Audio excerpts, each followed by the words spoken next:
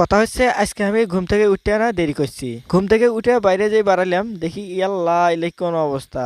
সবকিছু দেখে মনে হচ্ছে এলে সব অন্য গ্রহ থেকে উড়ে আমার এই দেশত আসি গেছে। কিছুদিন আগেও আমি এই জায়গাখান ভিডিও করছিলাম, দেখো এই জায়গাখান তখন কত সুন্দর দেখা গেছিল, আর এখন দেখো চেহারা পুরে পাল্টি দিয়ে গেছে।